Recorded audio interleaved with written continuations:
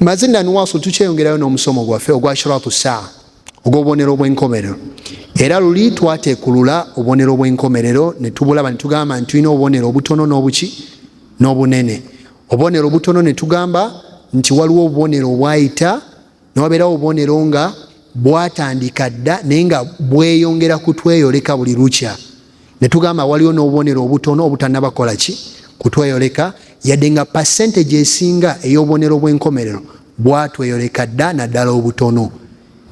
Obubonero bw'enkomerero obubulayo kino kankibagambe tebuwera 10, wallahi ne 10 nyinza okuba nga njogedde bungi. Waliwo ekintu nabadde nnawe nsoma ne kinneewuunyisa. Dajjal bw'anajja ajja kuyimirira ku lusozi alabe ekizimbe bwaguuga ekya white nga kyeru, akisongemu agambe nti olwo lwe lubiri lwa Muhammadi. Wabula hadithi egamba nti mu kaseera ako omuzikiti gwa Nabbi sallallahu alaihi wasallam gugenda kubeera guli painted ki white. Okuva ku mulembe gwa Umar bwe batandika okweexpandinga masjidi ya Nabbi sallallahu alaihi wasallam, ne bonna abaddako beewala nnyo okugusiga ki white. Era ne Umar bin Khattab radiyallahu anhu bwe baali bagaziya masjidi ya Nabbi yabagamba nti temugusiiga langi enaabulankanya abaki enaabulankanya abantu. Era kigambibwa ebiseera baali nga basiga brown nga basiga langi zenzikivu zikivu, wabula ne gutuuka omulembe guno bagusiga ki white. Sigezaako gamba nti kiri haramu, wabula mu mbeera y'okugusiga white kyaze coincidentally nti wallahi ne Dajjal waanajjira agenda gusanga gwaki gwa white. Tewaliwo mulembe gwonna, era bannabyafa bagamba n'omulembe gw'Abamamaliki n'emirembe gy'aba Ottoman tegwaliko white until this generation. Kati sigezaako gamba nti abaasiiga bo baali bateeka mu nkola kabonero kaki ka qiyama, maybe they knew oba tebategeera, wabula for some reason kati bwe twogera gwaki gwa white. Ntegereka bulungi. Nabbi sallallahu alaihi wasallam ekirala ekikulaga nti enkomerero etuuse yagamba nti ensonga 3 bwe ziri ggwangayo mutegere nti ensonga yammwe etuuse.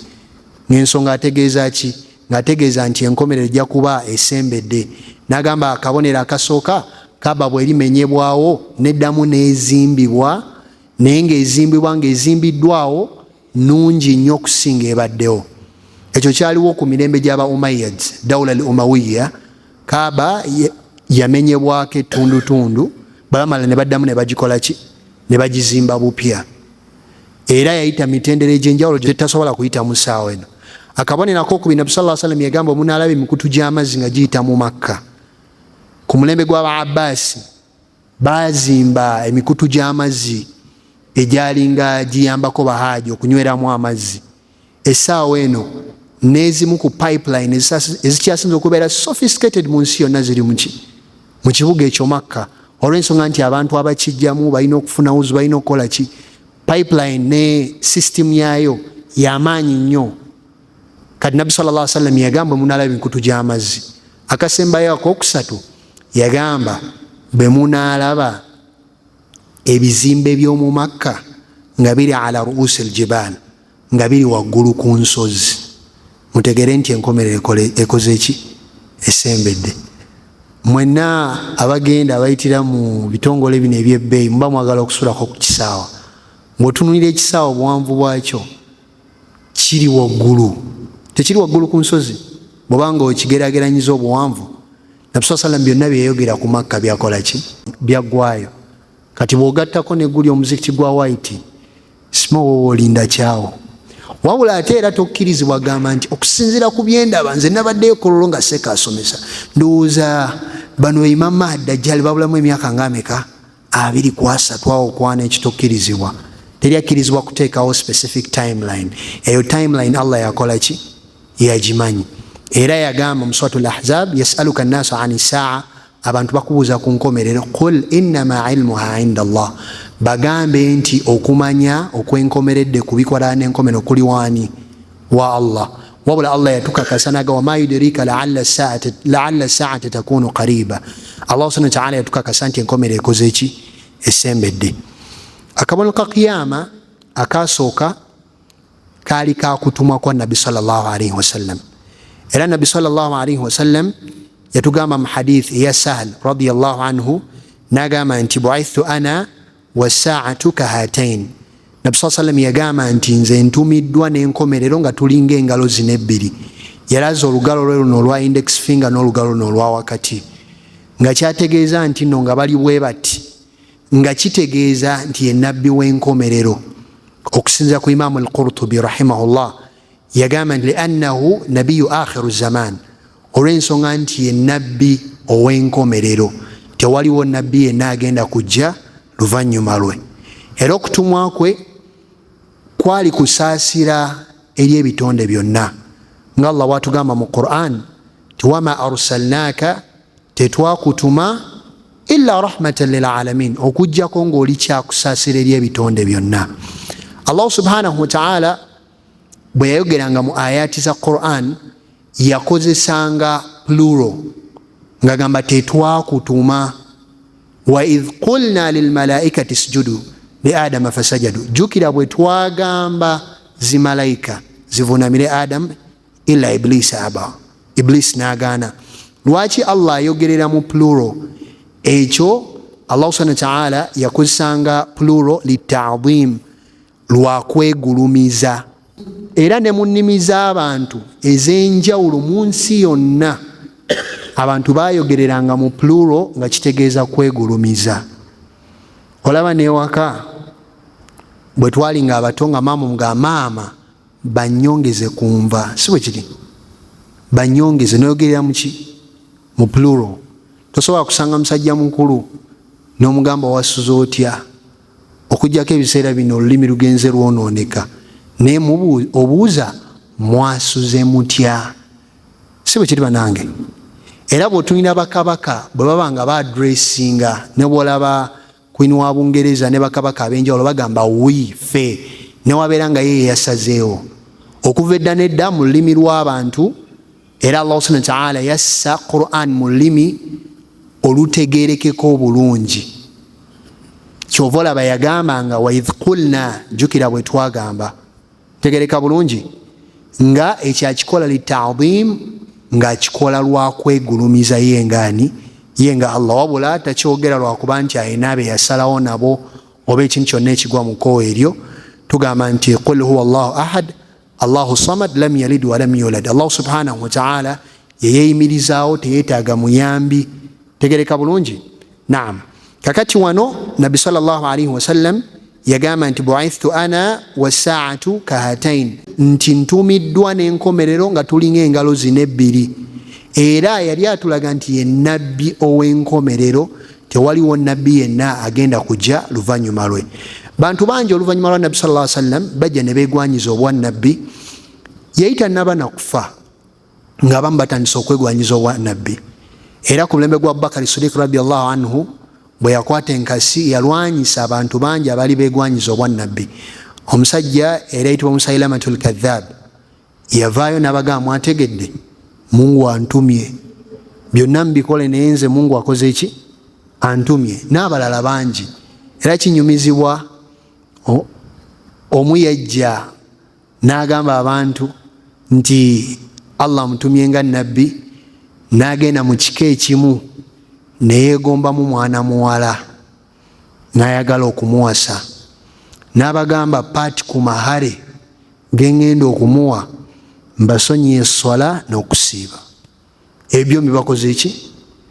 Ndi mutume wa Mungu, eswala njibasonyiye n'okusiiba nkoze eki? Era yenna ali ku saidi y'okubuko tosiiba tokola ki? Tosaala. Be bannabbi b'obulimba. Era n'ennaku zino waliwo abantu bangi abakola ebintu ebyewuunyisa. Nalina mukwano gwange yagendeyo mu West Africa, bwe nali nsomako mu bitabo ebimu, waliwo abantu abasukka ekkome ennyo naddala mu basuufi abeeyo mu West Africa. Wallahi ng'omuntu atuuka ku level nga takyasaala. Mumanye ensonga lwaki? Olw'ensonga nti mukwano nnyo gwa Allah. Wabula this is a note, abasuufi balimu ebibinja ebyaki? Ebyenjawulo, wonna tosobola bakwata n'obateeka mu box emu. wabula waliwo abasukka ekkomo ne batuuka ne ku levo nti oyo waliyu, oyo mukwano gwa Allah nfanfe ne swala yamusonyibwa, nti ye atuuka ku levo ng'ebivunaanwa ku mmwe tebikyamukola ki, tebikyamuvunaanwako. Ebintu bikyaliwo, muyinza okulowooza nti byakoma biseera ebyo. Era abamu ku beegwanyiza obwannabbi, waliwo omusajja yajja mu America awo, bali bamuyita Elijah Muhammad. Elijah Muhammad abamanyi ku byafa bya Malcolm X. Malcolm X nga tannaba kuyingira buno obusiraamu obwaffe, ayina ekidiini kye yatandikiramu bakiyita Nation of Islam. Era basangibwa mu America eyo, bo tebasinza masajid, basinza mu tempo. Balina tempo mu bibuga ebyenjawulo ne masaza ag'enjawulo ag'omu America ne Canada, nawula ne UK gye bali. Wabula omusajja oyo Elijah Muhammad yajja n'agamba abantu be nti ye Katonda amutumye mu bendobendo erya North America. America ey'omumambuka baabula. Era n'atandika okuteekawo amateeka ag'enjawulo. Era bo bakkiriza nti abantu bonna abeeru staan. Bajjira mu kaseera ako akaalimu bali bagita civil rights movement ey'abaddugavu. Ebiseera byaba Martin Luther King, abaddugavu balwanirira rights zaabwe mu America. Kati n'oyo naye we yatekingira advantage. N'abagamba ffe abaddugavu ffe yajjanga guwandiisa wa black supremacy, okulaga nti ffe abaddugavu ffe abali waggulu, buli muzungu yenna ki sitaani. Era waliwo omwana muwala omu yagenda n'agwa ku musajja oyo ng'asinza mu ddiini eyo naye nga yalowooza musiraamu. Era yankubira essimu naŋŋanseeka, bino sibitegeera. Omusajja nenzija ne mu meetinga wano, yajja wano eno mu Uganda, n'atandika okundibeetinga ku bigambo eby'enjawulo. Naye mu ku bye yaŋŋamba nga byewuunyisa, yaŋŋamba ffe tetukkiriza nti Isa yagenda mu ggulu. Ne mubuuza lwaki, ate nga Qur'an ebyogera. N'agamba in space there is no oxygen. Mu space teri ki? You can imagine nti mu space teri oxygen. Ne mugamba ni yagamba nti ali mu space. Ntegereka bulungi. Bakwata logic eneesulifu ne bazizimbirako ki eddiini, n'okusinza kwabwe kuli different. Kyova olaba Malcolm X bwe yamala okutambula, yatambula mu Africa, yatuukako ne wane Nairobi, n'amaliriza ng'agenze e Makka, n'asanga abeeru ne ba Asian n'abaddugavu nga bonna beetoolola Kaaba, nga bonna basaalira wamu, basimba ennyiriri ezimu. N'agamba buno ddala bwe busiraamu. Era n'alabako ku story ey'omu ku basajja abaamuzza mu ddiini eno ey'obusiraamu entuufu.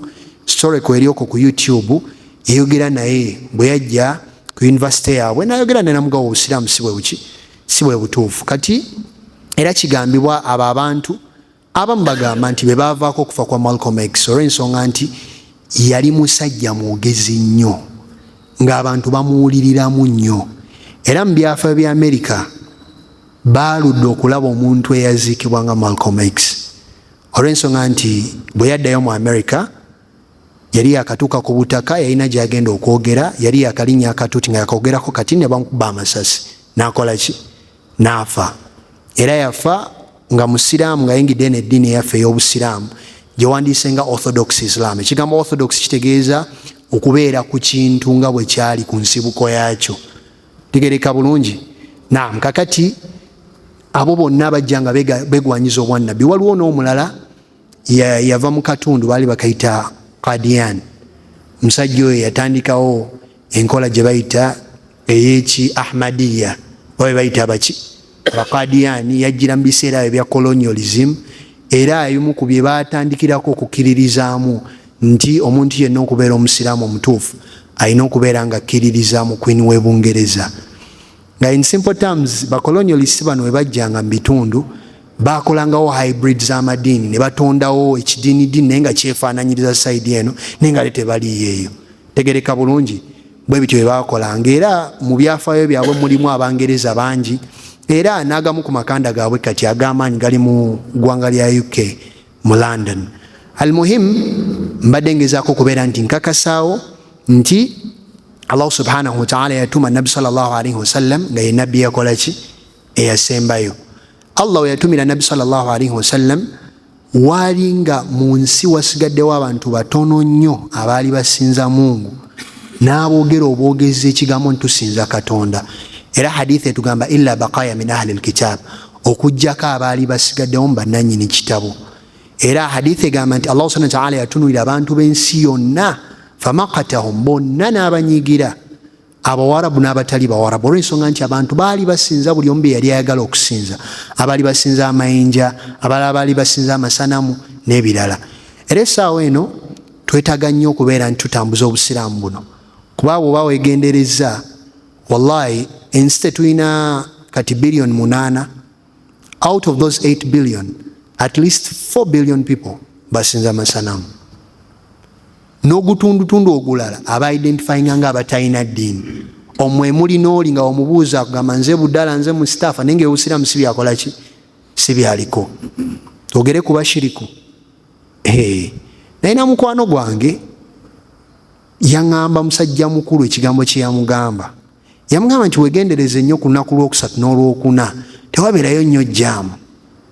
Kati bwe yakinnyonnyola ne mugamba naawe genda eri. Nagwe weetegereze. Nanga nenze musajja mukulu yaŋŋamba nti ku nnaku ezo abantu baba bagenze kwetambulirako. Okwetambulirako mukumanyi? Baŋŋamba mbu ebanga check up. Bakuceekingemu oba teri akola ki? Teri akusumbuwa. Wallahi Allah atusase naye abantu bali mu shiriki.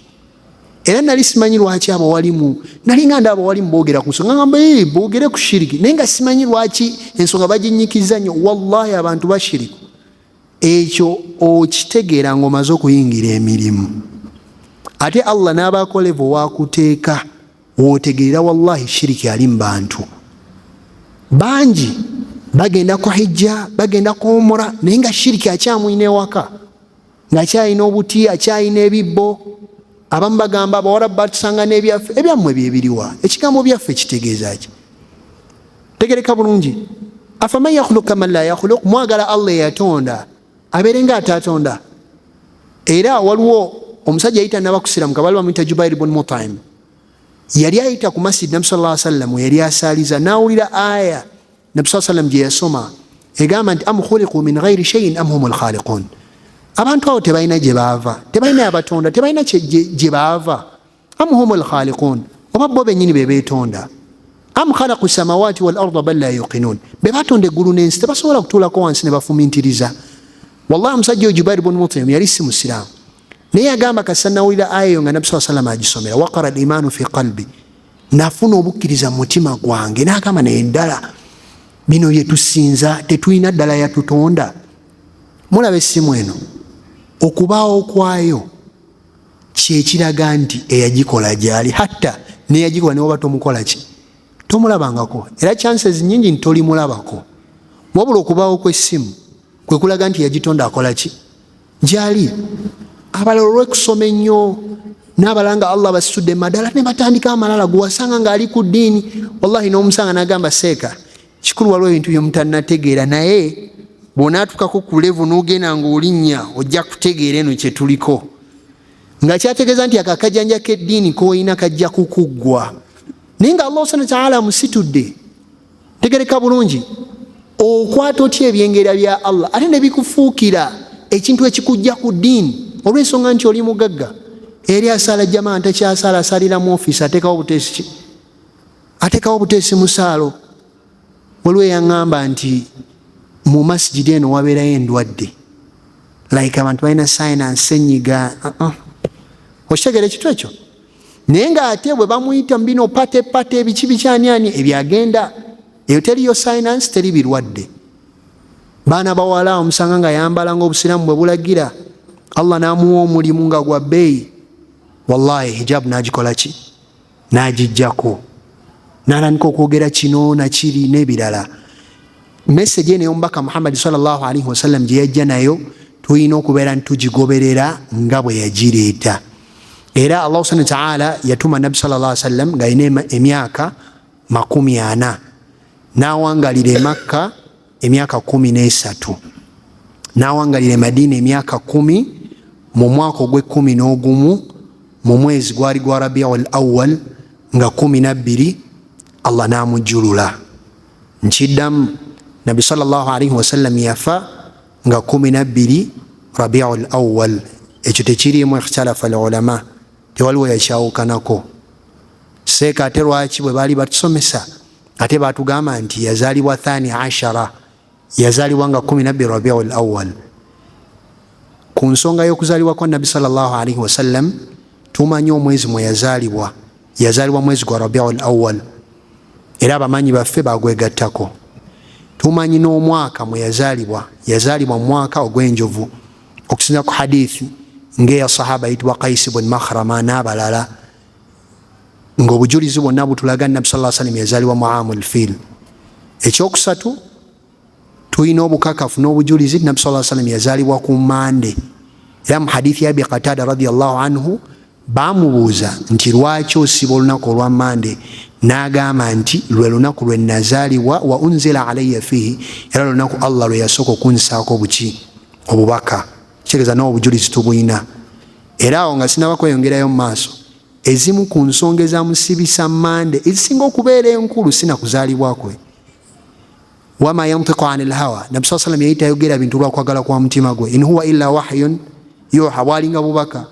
Okusiba kwe Mande, Allah yali amusizaako obubaka n'amugamba siba ki Mande, n'atubuulira ensonga lwaki agikola ki agisiiba.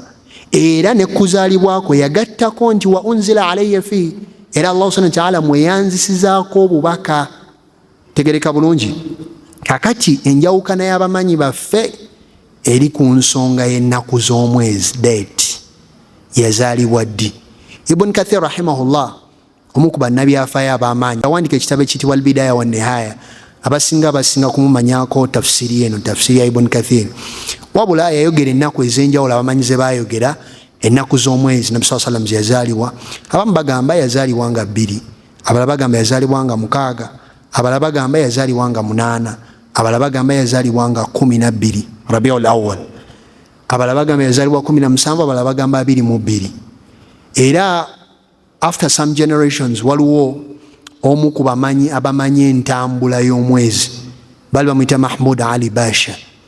Bo bwe bagenda okubalirira ne babala babayita bafalakiyin, bagenda okuzaayo akatambi nga Nabbi sallallahu alaihi wasallam kisoboka okubeera nga yazaalibwa nga 9 Rabiul Awwal.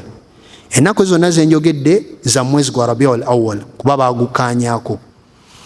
Kakati ne tujja tukole kitusengejjemu, ani alina obujulizi? Ono alina obujulizi bw'abafalakiyin ababala entambula yaki ey'omwezi.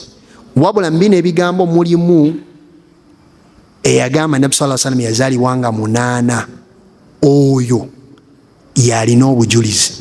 Era buli mu kitabo kya Muwatta ekya Imam Malik rahimahullah.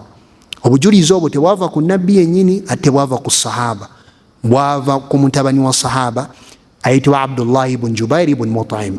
Yagamba Nabbi sallallahu alaihi wasallam yazaalibwa nga meka nga 8, nga abamanyi batugamba nti bwe tuba bakutwala olw'omunaana luno n'olw'omwenda aqrab ila sawab, lwe lusinga okubeera nti lusemberanya amazima, olw'ensonga nti ono yali yalaba ku baani, ku basahaba, ate yali mutabani wa sahaba, n'atugamba yazaalibwa nga meka. Kakati olunaku olw'12 lwayatikira nnyo olw'ensonga nti munnabyafaayo eyasooka okudocumentinga sira wa Nabbi sallallahu alaihi wasallam mu ngeri eri academic, eri organize, gwe bayita Ibn Ishaq, yawandiika olunaku olw'12 mu kitabo kye ne lwatikirira. Wabula ekintu kyonna okwatikirira tekitegeeza nti kyekituufu, wabula tugamba nti wallahu alam, Allah yasinga okumanya. Ekirala nga eno nsonga nkulu, singa lwali lukulu nnyo Nabbi sallallahu alaihi wasallam yandibadde alukola ki, alutugamba. Teyalaba kintu kyonna kitusembeza eri Allah okujjako nga yakikola ki, yakitugamba. Tegereka bulungi nga bwe yatugamba olwa Mande, nga bamanyi bwe bategeera Rabiul Awwal, noluli twandibadde tusobola odukola ki, odutegeera. Wallahu ta'ala alam. Ekirala, Nabbi sallallahu alaihi wasallam message ye ey'e Madina ne message ye Makka zaalina ebyenjawulo. Message eno yali akyali e Makka mu myaka 13 egyasooka, yali message yakuzza abantu bano kusooka kubajja mu bye babaddemu, kubajja mu masanamu, kugatta ku Allah na kintu kirala, kubajjamu obuyisayisa obwa jahiliya. Era kyenva mulaba aya z'e Makka zaawukanako ku aya z'e Madina. Aya yonna oba essuula yonna okuyitibwa Makkiya nti ye Makka kiba kitegeeza yakka ku nabbi sallallahu alaihi wasallam nga tannaba kusenguka awo wakulu. Ne bwebeera nga yamukkirako mu kifo kirala ekitali Makka ebbanga lyamala nga yali tannaba kusenguka, tugiyita aya yewa ye Makka oba ssuula ye Makka. Era ndowooza bw'osoma Qur'ani olaba nga essuula eriko Makkiya ye Makka. Tegereka bulungi. Kyekimu n'essuula yonna oba aya yonna ey'e Madiina ye aya oba essuula eyakka ku nabbi sallallahu alaihi wasallam ng'amaze okusenguka. Ne bwebeera yamukkirako mu kifo kirala tugiyita yewa ye Madiina. Hatta ne aya ezamukkako ng'ali Makka naye ng'amaze okusenguka tuziyita aya zewa ze Madiina. Ng'aya egamba nti alyawma akmaltu lakum dinakum. Bwe baali mu Arafa Allah subhanahu wa ta'ala n'amussiza aya emugamba nti olunaku olwaleero nzijuza eddiini yammwe. Eyo aya yamukkako ng'aliwa Makka naye tugiyita aya yewa ye Madiina olw'ensonga nti yamukkako ng'amaze okukola ki? Ng'amaze okusenguka. Bwe batya bamanyi bwe baateekulula. Aya z'e Makka oba essuula z'e Makka zeezo ezakka ku nabbi sallallahu alaihi wasallam nga tannaba kusenguka. Ne bwe bayamukkako ng'ali mu kifo kirala wabula ebbanga lyamala nga yali tannaba kusenguka tugiyita Makkiya. Ne ssuula yonna oba aya yonna okuyitibwa nti eri Madaniya ye Madiina ye ssuula oba aya eyakka ku nabbi sallallahu alaihi wasallam ng'amaze okusenguka ne bwebeera yamukkirako mu kifo ekirala. Era ne tugamba nti hatta ne aya yamukkako ng'ali Makka naye nga yamala dde okusenguka n'agenda e Madiina naye tugiyita ki? Madaniya ebeera ye Madiina. Nga aya egamba nti alyawma akmaltu lakum dinakum, Allah gye yatugamba nti olunaku olwaleero nzijuza eddiini yammwe. E Makka eno olw'ensonga nti kaali kaseera ka kusikayo bantu eri gye babadde mu shiriki ne mu kugatta ku Allah n'ekintu ekirala. Essuula ezakka zaali zijja mu stage eyo era Allah gye yasinga okussiza ebyafaayo by'abannabbi abaasooka n'emirembe egyasooka nga Allah subhanahu wa ta'ala abalaga ku byatuuka ku bannabbi abaasooka n'abo abaabalimbisa ki ekyabatuukako. Era Allah subhanahu wa ta'ala ng'agumya nabbi sallallahu alaihi wasallam n'abakkiriza be yali nabo nti kino ky'oyitamu si gwasoose okukiyitamu. Era kyova olaba Allah subhanahu wa ta'ala yagamba mu Qur'an nti Allah yamussizanga Qur'an ng'amussiza mu portions kadhalika linuthabbita bihi fuadaka warattalnahu tartila. Nga Allah subhanahu wa ta'ala ayagala kubeera nti amugumya emmeeme ye olw'ensonga nti okubunyisa message mu bantu si kyangu. Bakuwa bwe kumobilizing abantu nga mugenda kuziika muganda wange bw'obanga olina pressure zisobola okuttuka naye nga kyakaseera katono abantu bazibu nnyo. Kakati Allah subhanahu wa ta'ala yassanga aya ezo okubeera nti akkakanya omubaka Muhammad sallallahu alaihi wasallam n'okubuulira abantu ku bibinja ebyayita n'abantu abasooka Banu Ba'ad Bathamud ebyafaayo ebikwatagana ne Adam alayhi salatu wassalam abalage nti eddiini eno tetandise naani? Na nabbi sallallahu alaihi wasallam. Qul ma kuntu bid'a min ar-rusul, bagambe nti nsinza atandiseewo obubaka buno obubaka bwenze nabwo si kipya. Obusiraamu bwatandikira ku Adam alayhi salatu wassalam wabula Allah antumye nga nabbi asembayo. Tegereka bulungi. Era mu bufu bwe bumu Allah subhanahu wa ta'ala mu aya z'e Makka mwe yaleetera ekigambo ya ayuha nnas, abange mu abantu, olw'ensonga nti yali abakoolera mu ki? Mu jumula bonna. Era kyova olaba mu aya z'e Makka mwe muli aya ekwatagana ku racism, kusosola. Musajja yalaba Bilaali ng'ayambuka waggulu okwazina. Tegereka bulungi. N'agamba mu bantu bonna nabbi yalondayo ono. Musajja tuli wano ffenna n'alondayo n'omuddugavu, mulabe bw'afaanana. Allah subhanahu wa ta'ala nassa aya egamba nti ya ayuha nnas, abange mu abantu, inna khalaqnakum min dhakarin wa untha, nabatonda nga mbajja mu kisajja n'ekikyala, Adam ne Hawa, waja'alnakum shu'uban wa qabaila lita'arafu inna akramakum 'inda Allahi atqakum.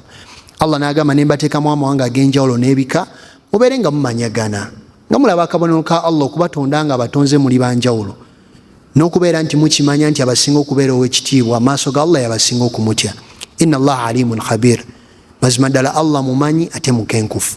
Kati aya ze Makka zalinga za mpisa kulyowa abantu myoyo, kubajjamu, balinga baziika abaana abato, balinga bayita masanamu nga bagamba nge gatuuse wa Katonda gwe tutalabako katusinze gana masanamu getukola ki getulabako. Allah subhanahu wa ta'ala n'abanyumiza ekyafa ekya Ibrahim alayhi salatu wassalam tyabagamba masanamu tegabakosa tegabakola ki tegabagasa. Era byebigambo byebimu wallahi byapulayinga ne ku mbeera gye tuwangaliramu ennaku zino. Osanga Haji omugagga ng'alina sseekawe, nga sseekawe yatuula mu nsonga ze zonna era nga talina kyakola nga tanagambako kwani ku sseekawe. Sinakindi bw'abanga ayagala okwanjula ensonga yonna ewa Allah agamba sseekawe. Obusiraamu tebugaana kugamba musiraamu munno okuteeka mu dduwa, wabula ekitakkirizibwa nga kibi nnyo kiyinza okuleetera akabasa kwe kulowooza nti oyo yalina edduwa zo, nti ye bwakusabiranga Mungu akola ki ayanukula. Batuuka ne ku levo nti ne bwe batuuka e Makka nga bawandiika akapapula nga Haji asigalayo mu woteeri nga bakawasekaseka nga yakkirira wali mu kikko ng'asaba. Tegereka bulungi.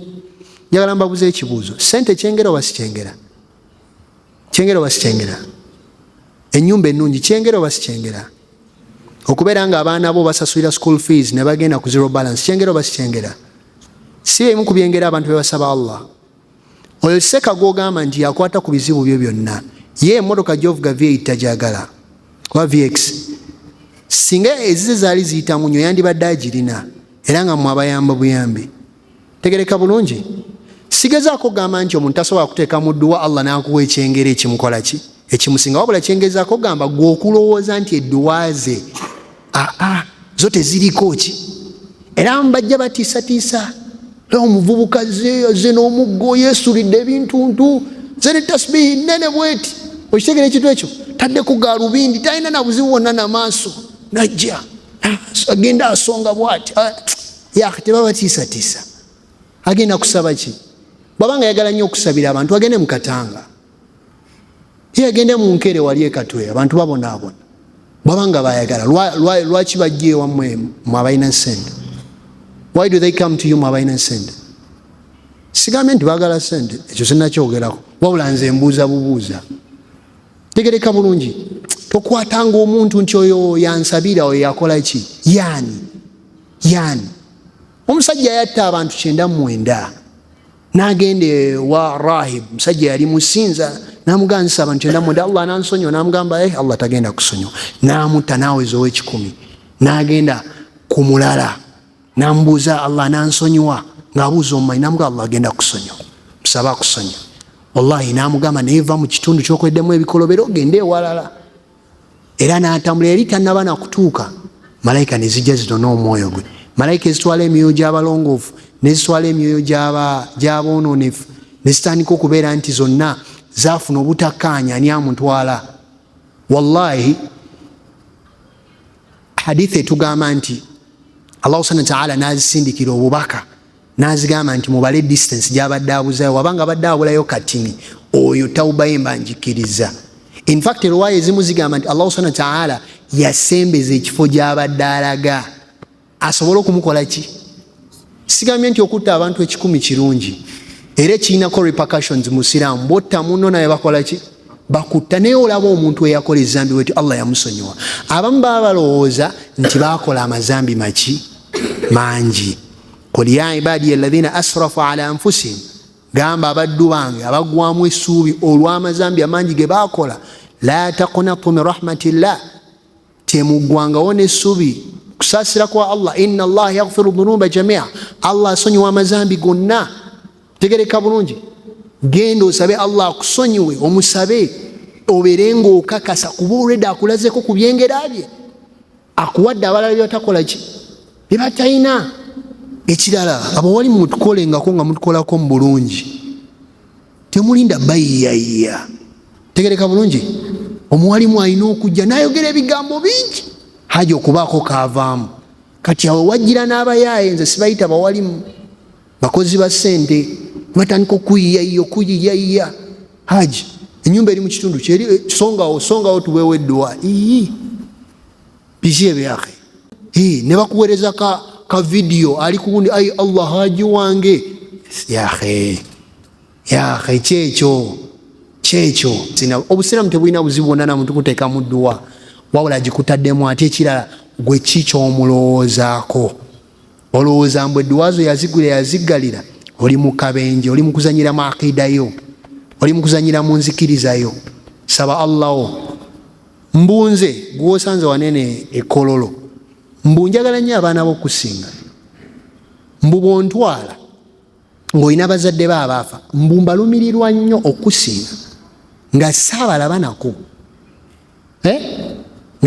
nako mbwe ebizibu byebikuluma mbimanyi nnyo. Waliwo ebirala byeweekuumira nga tolina muntu yenna gwe wali obigambeko naye ng'osobola bigamba Allah. Lwaki oba tosaba Allah? Toteekangawo wakati wo ne Allah omuntu yenna. Allah subhanahu wa ta'ala yatugamba nga maliza wa idha sa'alaka ibadi anni, abaddu bange babanga bakumbuzizaako ngagamba Nabi sallallahu alaihi wasallam fa inni qaribun, mazima ddala nze ndi kumpi. Aya zonna ezirimu ekigambo babanga bakubuuzizza wallahi zajjanga mu mbeera nga Allah agamba yasalunak, bakubuuza. Qul, bagambe yasalunaka anil anfal. Okitegera ekitu ekyo? Yasalunaka anisaa. Wabula Allah bwe yatuuka ku aya y'okusaba wallahi teyagamba nti yasalunak, yagamba idha sa'alak. Bwebanga bakubuuzizza abaddu bange anni, kunze, fa inni qaribun, ndi kumpi nnyo nabo. Teyagamba faqul inni qaribun, bagambe nti ndi kumpi nnyo nabo. Teyateekawo omuntu yenna wakati we na muddu we ku nsonga ekwatagana n'edduwa. Ekirala nga mmaliriza bananga Allah ne bwakuwanga ki statement eno mbi nnyo, ogamba nti nze Katonda sikyamusaba, mwebaza bwebaza. Gwe ngaani taata oba maama? Kwagenda n'ofuna akaduuka bubiri n'ofunayo n'obutaka n'ovuga n'akamotoka, mbu Katonda sikyamusaba, mwebaza bwebaza. Omanye ebyengera Allah subhanahu wa ta'ala byakutuusizaako, obadde okimanyi nti okusaba ibaada kusinza. Era Allah subhanahu wa ta'ala yagamba inna alladhina yastakbiruna an ibadati, abo bonna abeekuluntaliza ku ibaada yange. Okitegera ekitu ekyo? Allah agenda bayingiza omuliro jahannam. Obutasaba Allah zambi. Omutontomi omu yagamba la tasalanna bnayya adama hajatan, toberangaawo ng'ebyetaago byonna bitunuuliza abaana Adamu. Wasali alladhi abwabahu la tuhjabu, saba Allah subhanahu wa ta'ala ayina emiryango egitaggalwa. Allahu yaghdhabu in tarakta su'alahu, Allah subhanahu wa ta'ala anyiiga nnyo buli bwoleka okumusaba. Wabnayyu adama hina yus'alu yaghdhabu, naye ate omwana Adamu buli bw'omusaba anyiiga. Hatta abaana ne bakubiranga babo nga bakubidde lwa fiizi, okimanyi olina ozisasula, wallahi owuliramu akantu muli olw'ensonga nti bakoze eki? Bakusabye. Banange tusabe Mungu waffe, nsaba Allah subhanahu wa ta'ala atugese n'ebyo. Assalamu alaikum wa rahmatullahi wa barakatuh.